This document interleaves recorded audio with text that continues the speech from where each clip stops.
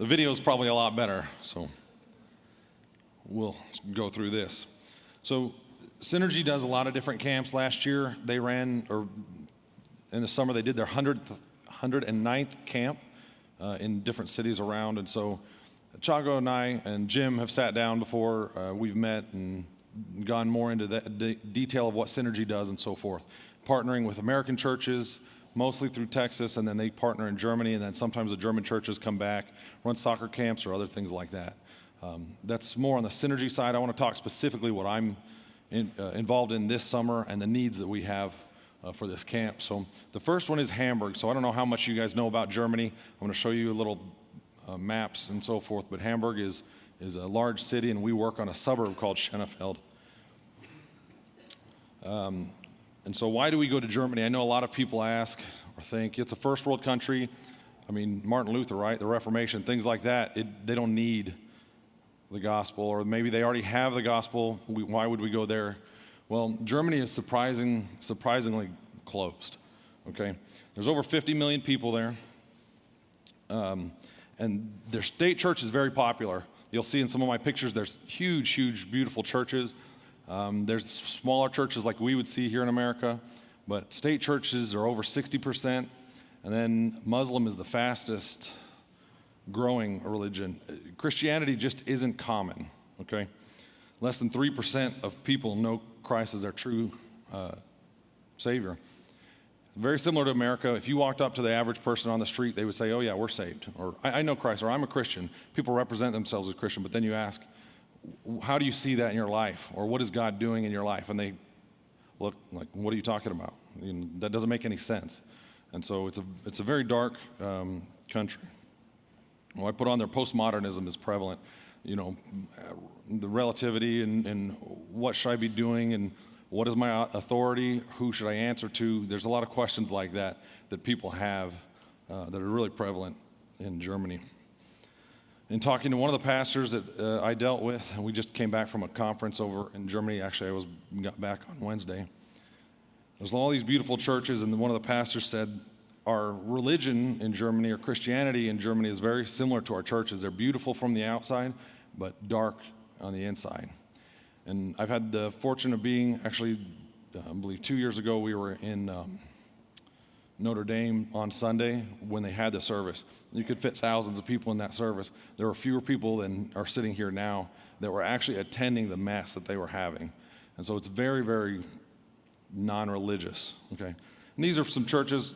I believe every one of these pictures on here we've taken from last year or this past week. But these are some of the cities, or some of the churches that you see in Hamburg. So people are very proud of these buildings. They're all historical. They get maintained very well. It's common to, for the city to say, oh, we have this many huge churches and so forth, but it doesn't really mean anything. Hamburg is on the north part of Germany. If you can see that, the little orange section there. And then the blown up picture, it's actually got the most bridges for a city in the world, which is surprising, but it's on the Elbe River. It's the second largest city in Germany, and it is about 2 million people, and it's also the third largest port in Europe. You can see people from all over the world. It's very, very diverse. You walk down the street, it's very similar to like New York, if you've ever been there. All sorts of people from all over the world go there. Huge trade and shipping, and it's a very wealthy city as well. It's actually the wealthiest city in Germany, which also creates a lack of dependency on anybody else. They think, I have all that I need, all that I want. Why would I need anybody else? Or I've already got this without God. What can God do for me? These are just some pictures that we've taken. You can see some of the buildings are extremely old, hundreds and hundreds and hundreds of years old, right next to very contemporary modern buildings. It's a really interesting, unique city in that way. Just some more pictures, the port and the harbor, everything, the Elbe River, and some of the churches that you can see. And then where the church is that we partner with is Schönefeld, and that's just a suburb, it'd be like a suburb of Houston. There's about 20,000 people. One thing is great about where this church sits. It's at the end of the cul-de-sac. the church is, and it's directly next door to a high school, very similar to this, and it's also it's the last stop on one of the main bus routes. And so during the camp, it's interesting to see, you've got a lot of little kids at 7:30, 8 in the morning that are ready for the camp, and they're bus loading off this, public transportation. So for the church, it's great. They have their own bus route, and just the city does it for them, So it's pretty interesting to watch all the kids come off there. And then at the end of the day, they just get on there. The cultures, it's amazing. Like you guys were saying about Czech, we went this past year. It's first world country in a lot of these places, but the cultures, there's always just something a little different. And you'll see kids that are like 7 years old on the bus, and it's like, I've got a 9-year-old. I would never let him ride the bus by himself, and that's what they do. They get on and go to the bus, go to school and come back. It's a miracle every day. And so it's very interesting to see. People are seeking relationships. I know, Samantha, we talk, but this is what's key about their culture compared to ours. It's very common, like Chago mentioned today, they're building the relationships with each other. Many of these people's homes were built with friends. They'll buy a piece of property, and then they know somebody that does stonework. They know somebody that's a plumber. They know somebody that's an electrician. And so it's very different. There are contracting companies, but many of these homes are built to last hundreds of years. Many have lasted hundreds of years, and they do it together as a community. And a lot of these people, it's funny, especially in Detmold, one of the other churches that I've worked with, it's all people that are, this first guy moved here, then helped another guy, and each person now becomes a relationship and invited to church, and that's how they've actually grown the church, is by helping build each other's homes. It's very interesting to see how that works. And not everybody in America, I'm generalizing, but they sit down in their homes most of the days to eat dinner. A lot of times friends are over or neighbors. It's just so compact. You'll see a couple pictures here. Just everybody lives so tightly together, and they depend so greatly on each other. And so this baseball camp allows us to get people that would never open the door or never walk into a church and then build relationships. Our job is really to introduce people that wouldn't come to church to people that are in the church, and then let them do the work continually. This is a picture of the church on your top right. So that's how their church building looks. It's very different than what we would think of as a church building. You can see the chairs on the inside or on the middle.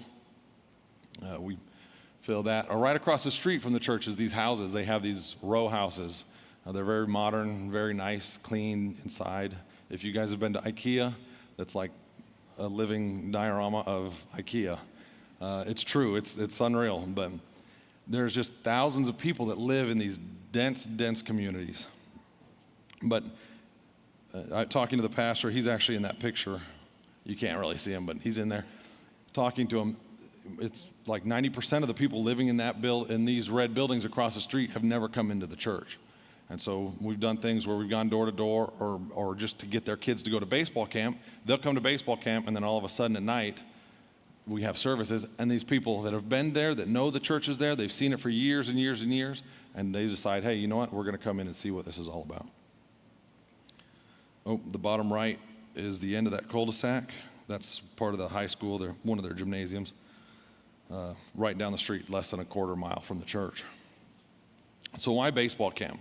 This is what I get a lot of question, because it seems like, and I get it too, right? I started coming, a guy asked, or the pastor at FBC Far, maybe some of you are familiar. I know Matt, I don't know where he's at, but that's where I know Matt from. He introduced me and he said, hey, you want to go to Germany? I said, yeah, sweet, I like to travel. He's like, you want to do a baseball camp? And I personally love baseball, right? Go Astros. And so I really enjoyed it. And for me, it was going to be a vacation. It was like, oh, this is going to be great. I get to teach baseball, and I get to travel to Germany. I like travel, so that worked. It was amazing to see, though, and that's how my mind went. That's how my heart was at the time, and I thought this should be awesome. Well, it was awesome. But while I was there, these churches have these groups. I know you guys have had events that who's going to sign up for food? Who's going to sign up for childcare? Who's going to sign up for transportation? Whatever they are. Well, am I flipping that? No. This church, these churches, I should say, there's at least 15 partners in Germany, are extremely intentional. They've got groups that are their prayer group. So while the camp is going on, these people are just praying. They've got around the clock. Many times people will start praying at the beginning of the camp, and they just pass it off.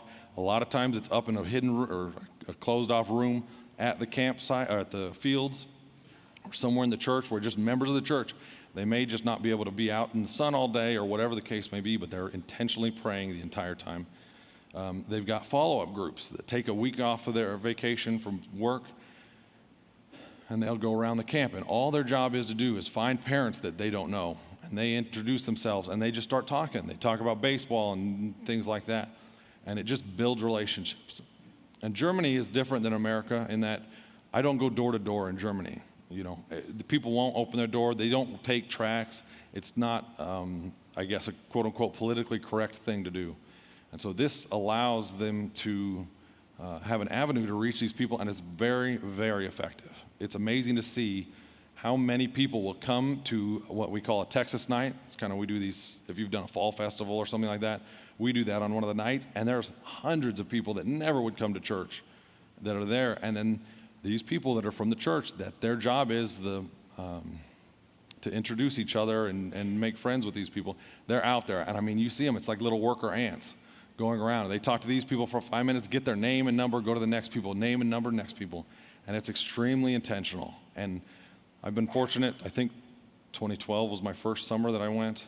And I've seen people, and this last Sunday, actually, I spoke in Detmold in a church in Germany where I first started. And there's people there that were just showing up to the camp.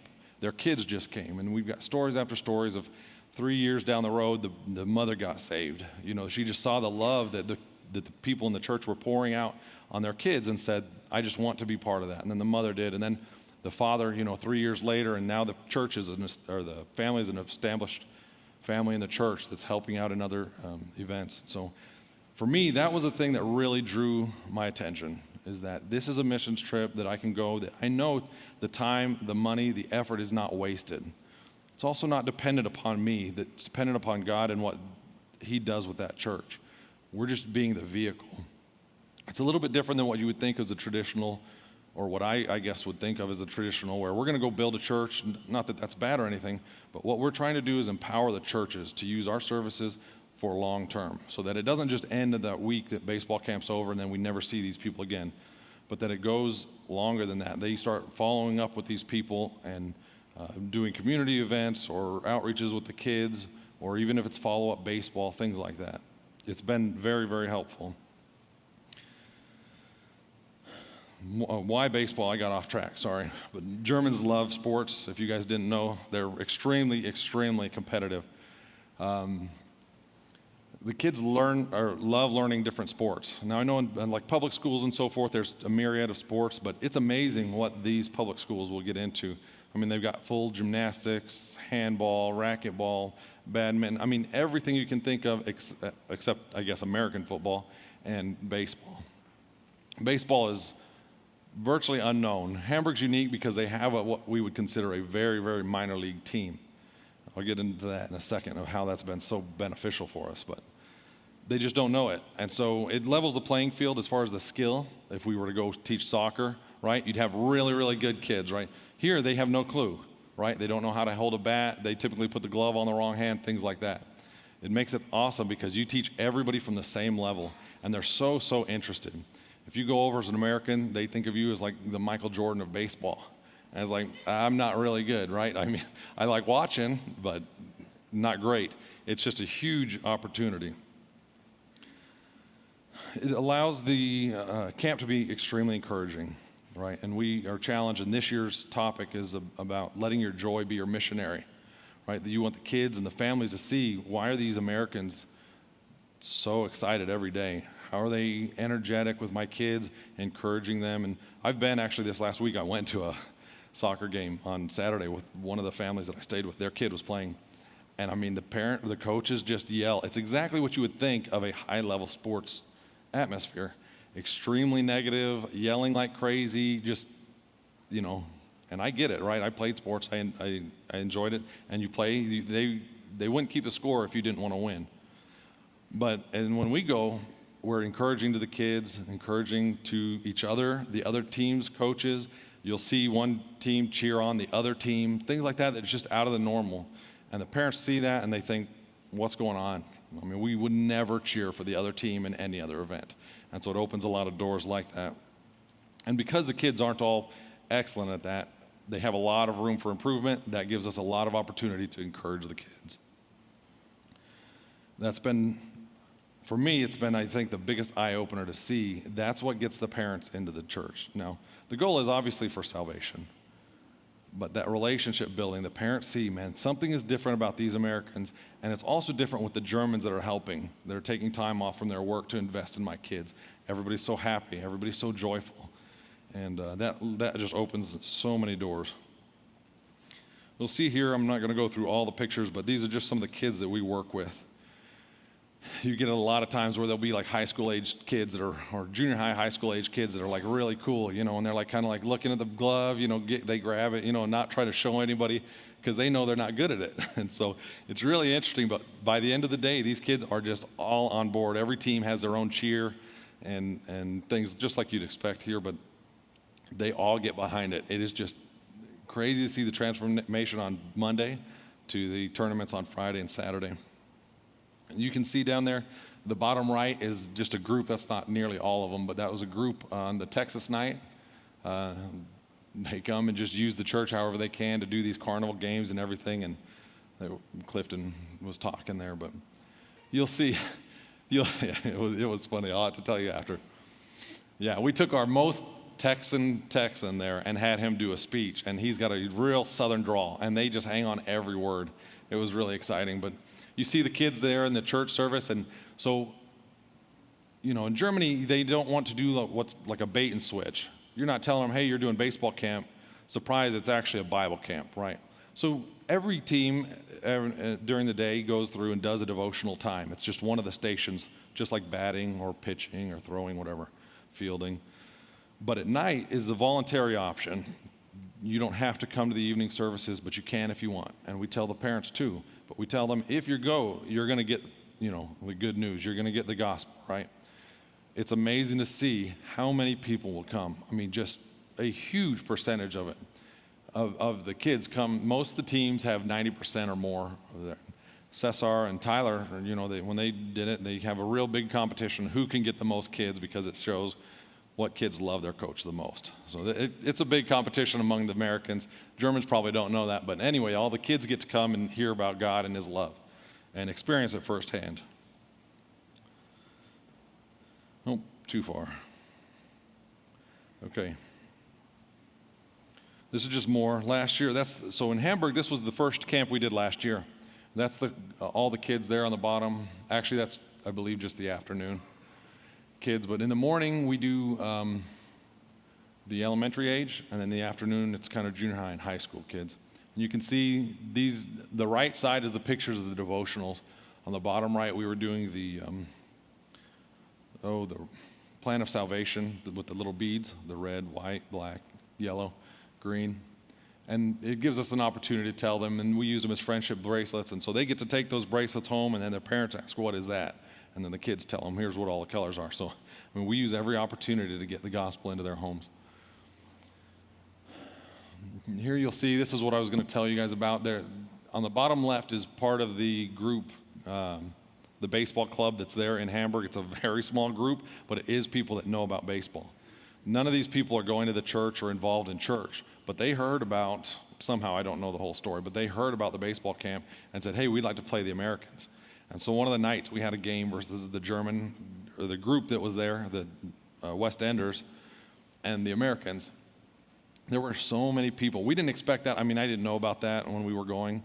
We found that out in the beginning of the week, and it was really awesome to see. A bunch of their fans showed up and wanted to watch this game and everything. And so they've been extremely, extremely supportive of this baseball camp. And it's crazy to see how many people will help you give God's word, God's love and word, without even knowing it.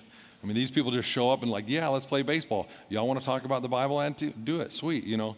And we actually, my older brother went this last week with us, and I had that same opportunity at their baseball training. At the kids, they do indoor training at the gyms because it's so cold out. And so we had the exact same opportunity to share the gospel with them and God's love. And it's crazy because they know what's coming. These people aren't saved. They don't go to church, anything like that, but they know the people are so happy, loving, and joyful. They want them to be a part of their training. Yeah, we beat them. Yeah, we had a lot of ringers last year, though. So yes. So the Americans won last year. It was really a setup game. I brought a lot of, I guess I skipped a part. What we're trying to do is partner a church with a church. And so Faith Baptist Church in Palmhurst, many of you may know that church, is partnering with Hamburg this year. And so we're looking for other people as well to come in. I've talked to Chago and Jim about it as well. But last year, there was no church that was a partner, so I was asked by Doug, who runs Synergy, to get a bunch of Texans together that could do the camp. So I went and found people from different camps that have gone on and brought them all, and ended up being a ringer of a team. We had a lot of good Americans. So the other thing is, though, is that the guys in there, you'll see, they have different levels, and so they had, a kid that was playing and stuff. So it was a lot of fun. Also, truth be told, I really schmoozed the umpire, and so he really liked the Americans. So he kind of helped us out, I think. so anyways, it was a lot of fun. It was a great time to share Christ's love again with these people. Some interesting things there. I talked to you guys. This on the bottom right picture, like this kid on the gray on the bottom right, like he's too good to be playing against anybody in baseball, but I brought him last year. But the guy in the black on the bottom right is actually the head coach. He started this. It's all on their own. It's not like supported by anybody. He started the baseball in Hamburg. And he's like the head coach of the team that we played against or whatever, but he was there at every sermon every night and just hearing what, was being preached about, and just really, really involved. And so that was awesome to see him there. And then the person in the middle, which is really interesting, that's the governor of the city there. And so I got to meet and have lunch with her last week too, which was great. She doesn't speak very much English, and I don't speak very much German, but we have a translator there. And it's just really exciting to see. I mean, the government has gotten behind this deal to allow it to be. In fact, yes. Go ahead. Do most of the kids speak English? Because I know they're taught a lot in school. Right. Do you always have to have a translator? Well, we always have a translator, and I always tell the coaches, use your translator 100% of the time, because it's like when people ask me, do you know Spanish? Like, yeah, right? So a lot of the kids will say, yeah, we know English. And then you ask them, what did I say? And they're like, what? So kids above, 13, 14 know it really pretty well. Kids that are, 17, 18 speak fluent English. Depending on the situation of the younger kids, they will. You'll find every team usually has like one kid that really knows English. And so he's the guy yelling at all the people. I say, plays at first base. And so he turns around and hears it and yells in German, there's the base. And so you'll see that they are, but it's not very difficult at all. It's a very little barrier. But she was in charge, and she is in charge of, at the end of the day, she's the person in charge of allowing the field use. And so they always use soccer fields because there's no baseball fields in Germany. And they had, we talked at this last week, she told us they had a group that came by to rent the fields, and they typically get the field during the week of the baseball camp. But she told them no, they can't have it because it's already reserved for the baseball camp. So it's really cool to see how the government has come in and helped. And we asked even in the meeting, why are you so supportive? And she's like, just the kids are so happy. And you'll see in the video too, that's another guy in another city says, that's the thing. They see the kids so enthusiastic, so happy, and so they're behind it. Okay, so I think we'll have a question and answer at the end, but who should go? If you're interested in missions at all, right? That was my kind of how I started. I was like, sweet trip, tell about God, all that would be great. If you like to work with kids, it's a lot of fun. You'll see the kids, you get these relationships. When I went back last week, there's kids like, I was on your team, and I'm like trying to remember the names. And it's just really exciting to see this relationship that you get with some of the kids. If you enjoy learning about different cultures, like I said, it is a first world country, but everything is just a little different. So if you enjoy that, that's an opportunity. Enjoy baseball or sports in general. I'll talk about it here in a minute, but you don't have to know baseball. You don't have to be like coaching kids here or anything like that. We do trainings, and we'll have done trainings before we leave so that you know enough to get by. What we're really looking for is attitudes, hearts for God, and people that want to really invest in kids. If you feel God calling you to serve, in missions or international missions, and if you enjoy sharing your testimony and God's love with others, that's one thing that we've been able to really use at the night services is each person's individual testimony. And it's encouraging for us to go over there because we see Christians that are in the same situation as us. They have kids or grandkids or whatever the case may be, and they're all the way across the world, but they're serving God. They're going through the same struggles as we are. I can't, with words, explain how encouraging that is. Even this last week when I was there to see one of the families I met with has 4 kids, and they're about to have their 5th. Just talking about the struggles and things that they go through. I only have 1, but they really talked me out of more. But no, that's a joke. We're expecting our 2nd one. So anyway, just to go through that, though, and know that God loves them just like he loves us, and that they're trying to serve that same God, and we can go back and forth with that relationship. What does the week look like? This year it's June 27th through June 8th. I put that's a Thursday through a Monday. Not necessarily a Thursday, that's what our worst case scenario. We get tickets and try to show up on Saturday. And I'll just quickly go through. Saturday, you do a meet and greet with all the people. You'll have a translator that's going to be helping you and different team members and so forth from the German church. You meet with them, and then you do team building exercises going out. What did we do the year you went? Do you remember?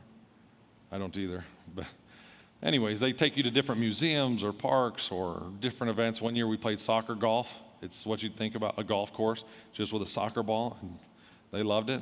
And so, there's a lot of interesting things that you do on Saturday. Sunday, you go to church with them and see, and that is what's awesome, to see another culture's church services. Really, really interesting. They're very enthusiastic. The worship team and everything is always great. It's a lot of fun. And then right after that, you go to tryouts. Sunday, right after lunch, you do tryouts with the kids, and that's where you sort them out, put them on teams. Monday through Thursday is all the same. In the morning, you do different training sessions with the elementary. In the afternoon, same with the high school kids. And then at night, you have services. There's games during the day and so forth. Friday, you do the same thing, but the tournament starts. And at night, you have what's the Texas night, like I told you guys about. That's where you really get to show your Texan pride, right? You wear the cowboy hats and whatever it is that you feel Texas, you are what makes Texas Texas to you, you take over there. And they really, really enjoy that. I don't know if it's because they make fun of us so much or they actually like seeing it, but it works. Saturday is tournaments, and then Sunday's a wrap-up service, and they give awards out and things like that. And that's a huge one because that's when all the parents will come to see their kids, the awards and stuff like that. And it's just, it packs out. People are, yes? I'm sorry? It's co-ed. Yes. Yeah, we need women. I've got it on here later, but yes. Women, if you feel like you can be used. And one thing I've learned doing these is to never, because I've run a lot of them, and I always pick people, and like Cesar and my wife have gone and some other people, and it's like never limit what God can do with somebody you would never pick. Right? I always think, has to know baseball, love sports, young and athletic, whatever. None of that stuff matters to God. Right? God can use you in your own individual way. You can create relationships with people that I could never create because of the differences.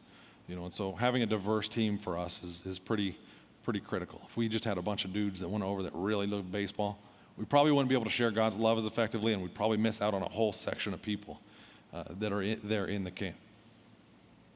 So Sunday we do the wrap up, and then we head back home. Typically leave from either Hamburg or Amsterdam. Okay, and then your requirements, I've already said, but deep baseball knowledge is not required. I can train you, or I've got other people that run the trainings. They train you as too. Knowing German is not required. Many people speak fluent English, and translators are with us for those who do not. Physically speaking, the days are long and you're on your feet a lot. Typically at 8:30 the stuff starts. You finish at 5:30 with lunch in between, and then you have a service 7 to 8:30 or so. But it's like if you host somebody here, or maybe you've never hosted, but if you have, you want to show them everything that's cool about your city or what you like to do, the places you like to eat. And they do the same there. So you'll get done with the service at 9 o'clock or something, and then, hey, y'all want to go out to eat? Or let's go to this cool ice cream shop or whatever. And it's just like, what? We're tired, So it's a long, long week, but it's really, it's very good. A desire to be used by God and to grow closer to God through this trip, that's really critical. The relationship with Christ is very, very important. It's one thing to know baseball and teach it, but to be living Christ's love, the kids just can tell if you're fake or not. It's very easy for kids to tell, same as here, right? When you fake it, they know. And then flexible spirit, this is the one I struggle with the most. You can ask my wife. I like to have things planned out, specific, and there's always something that comes up. Last year we had a rain out day. It rained so hard we couldn't play outside, and so we had to go in. We moved all the chairs out of the church and all the rooms, opened everything up, and played games in there with the kids. It was awesome. And so for a guy like me, it's really eye-opening to see, what God, obviously God controls the weather, and he had something in mind for that day. So flexible spirit is very helpful. Passport is also very helpful. You won't make it without one. So responsibilities, this is brief, but station leaders or umpires, these are the people that do the actual baseball training, how to hold a bat, how to swing, how to throw, how to catch. And then you stay at your station and the kids roam around different stations with their head coach. You also will umpire the games. That's not very difficult either. Usually there's not too crazy of baseball situations. We're not worried about infield fly rule or anything like that. Then you have head coaches, and that's the one, if you want to be interacting with a kid, that's your opportunity. These kids will want to know everything about you, and you learn everything about them. They're excited every morning when they come out and run onto the field, to give you a high five or give you a hug. They're just excited to see you. And then assistant head coaches, similar to the head coach, you just help with some of the logistical stuff, team lineups, making sure your kids are in order and all that. But all that stuff gets trained. If you're thinking, man, this is going to be difficult, that part is much, much easier. That's the simple part of it. So just the overview, again, is the 27th through the 8th, those dates include the travel. The cost is, I've never had it over $1,500. I think this is the 9th year I'll be running a camp. I won't be going because of our baby, but $1,500 to $1,700. That includes your team shirts, your training books, the classes, the round-trip tickets, and your baggage fees. We stay, that's a good point, I probably didn't put in there. We stay with members from the church in their homes. And so if you want a lesson, So if you want a lesson on hospitality, like Chago was talking about, you go on this trip. It was shocking to see the effort that they go through to make your stay as welcome as possible. They're up, they're like, okay, breakfast at 7:30. Well, they're up at like 6 making all this food and stuff. And you come and it's unreal. And then, I've had it before where the person that we're staying with, and you may feel like this is intrusive or whatever, they feel like they're loving on you, and truth is, it is. Where you've got a bag of dirty clothes or whatever, you come back, and on your bed at night, it's folded, all clean. You're like, whoa, I would never touch your stuff, It's just different. And so they go out of their way. It is amazing to see how they display to us the love of Christ. And it's a real challenge to you because you think, I'm going to Germany, I'm going to go help these kids, I'm going to go help their church, help that family, when in reality you're going and it's the same or more blessing back to you. Ages is people that can go 16 plus. We've had kids that are younger, especially if like a parent wants to take one of their kids. I've taken my son. It was great. He played in the morning, and then some parent just took him wherever. They rode the bus with the other kids to wherever they went, and he's made it back alive, so he's okay. So it was really good. So that is a possibility. It's typically a case by case, but even if you've got youth group or somebody that's really driven for the Lord and wants to go on a missions trip, that's available. We're planning on having 2 fundraisers between now and the end of June. And those have typically been really successful. Obviously, the more work you put in, the more money you get out. But I run those and get them coordinated and so forth, and then we'll have 4 to 6 meetings before we leave. Just depends on what the team makeup is. If it's a lot of people that have been before, some of the meetings don't have to happen, and if not, we have more. And typically, the meetings are on a Saturday, go 2 or 3 hours.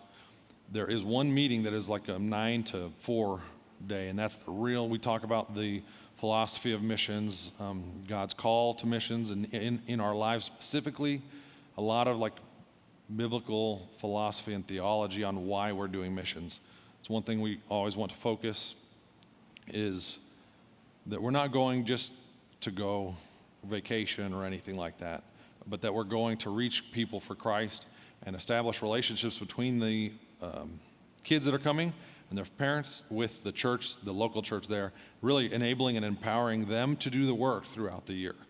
And they have very structured events that go on between baseball camps so that they can follow up with these kids. You can guarantee you're not going, meeting these kids, and that they're never seen or heard from again. The church is extremely intentional in going out. And that's what I've noticed, one of the big keys and what really touched my heart and why I go back is these people are active when you leave. It's not like, okay, that's over, next week Sunday, and that's it. No, I mean, they go after the kids and families very, very, passionately. So it's been a great opportunity. It's, for us and my wife and myself have changed our lives and what, how we schedule our years and so forth. It's just been a very, very valuable opportunity to have. You have the video? And then after, I don't know if I've got time for questions that anybody has. Watch this, and then you'll maybe have more questions. And we have ups and downs in baseball. Und ihr wisst, wir haben die Hoch- und Tiefs. We stay even, we stay positive, we encourage one another. Bleibt einfach positiv. Denkt daran, das ist der Schlüssel zum Gewinn.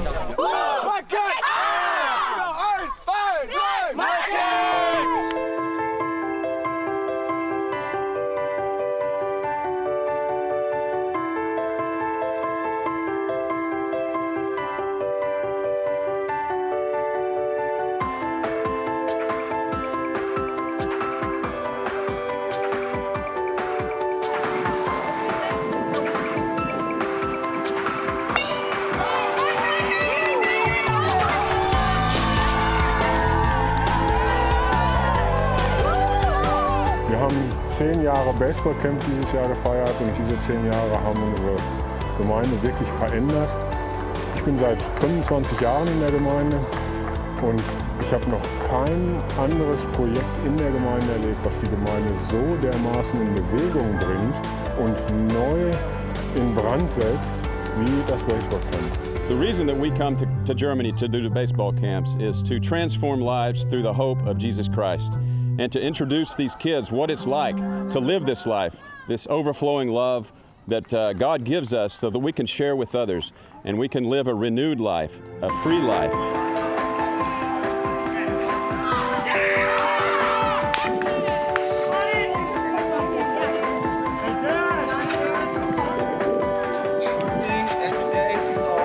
Als Baseballcamp haben wir das Ziel, eben Menschen zu erreichen mit der guten Botschaft von Jesus Christus. Aber nicht nur das, sondern wir wollen einfach den Kids und Teens hier Gutes tun. Wünschen uns, dass sie so einen Team Spirit entwickeln und dass sie eine gute Zeit miteinander haben.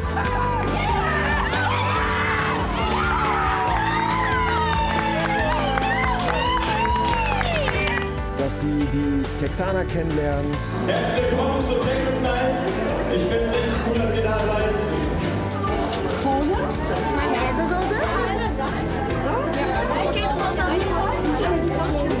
We know that Germany is one of the best places in the world to learn and play soccer. As a matter of fact, you guys, world champions, right? So many people wonder, why do you have baseball camp? Why not foosball camp or soccer camp? Well, one of the reasons is it's a great new thing for kids to learn. They're very interested in a new sport. And so having a new sport helps draw kids. Also from America, we have people who can teach baseball. We're not very good maybe at teaching soccer, but we can help along with baseball. So that's a great strategy as well. It involves all the kids. We can have many more kids involved in a baseball camp. And since the kids don't really know much about it, they're all kind of at the same level of playing, and it creates a lot of great friendships. So those are some of the reasons why we play baseball instead of soccer in Germany.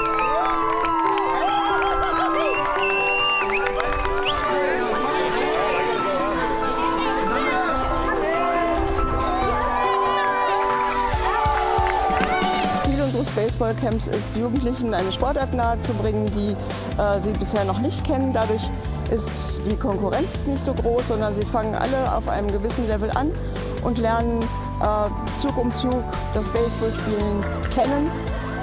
Teamgeist ist da sehr wichtig und deshalb ist es auch eine gute Sportart, einerseits Jesus und auch den Sport miteinander zu verbinden.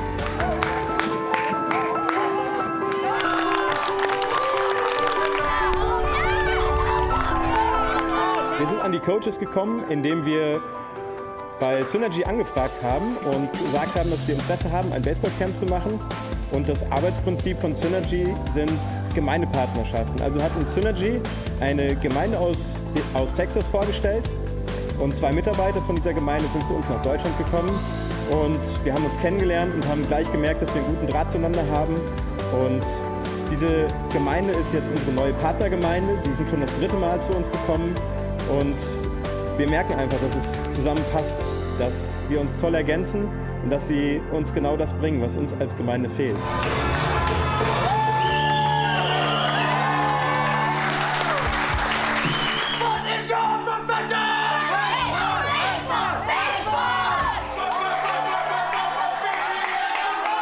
Wir erreichen wirklich die Stadt mit unserem Evangelium.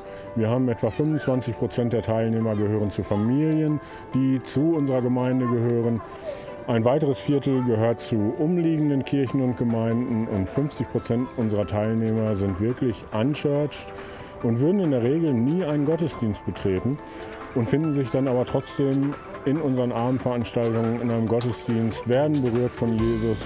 Und wir haben schon einige Familien bei uns in der Gemeinde, die wir nur in unserer Gemeinde haben und die nur bei Jesus angekommen sind, weil sie hier irgendwann Interesse am Baseballcamp hatten. Es sind schon Teilnehmer beim Camp zum Glauben gekommen. Wir erleben das aber auch so, dass hier in der Gegend eine gute Auslastung ist von den Gemeinden her. Von daher ist es so, dass wir sie ermutigen, in verschiedenen Gemeinden aktiv zu sein. Und wer keine Gemeinde hat, kann auch gerne mit dazukommen zu unserer Gemeinde. Und so machen wir das auch. Das ist auch schon passiert. Und ich bin einfach begeistert davon, Baseball mitzubringen und auch eine Freundschaft mitzubringen. Wir haben einfach immer super viel Spaß. Ich habe mich zum Baseballcamp angemeldet, weil ich gehört habe, dass es gut sein soll. Ich finde das im Team auch sehr toll und das macht halt einfach Spaß. Ja, ich finde hier hervorragende Menschen, ich finde hier liebenswürdige Menschen, ich finde hier eine riesige Gemeinschaft. Ich finde hier fröhliche Kinder, ich finde hier eine Atmosphäre, die einer friedlichen Harmonie herrscht. Your church may be interested in finding a partnership as well. And so I'd like to tell you how your church here in Germany can connect with a church in America through partnership. We're really excited that we have a Synergy network here in Germany. It's an e-file all of its own, and it helps work with the Synergy in America. So if you have questions of how you would like to be involved, you can contact Synergy Network here in Germany, or you can contact me through my email and our website at synergymissions.net.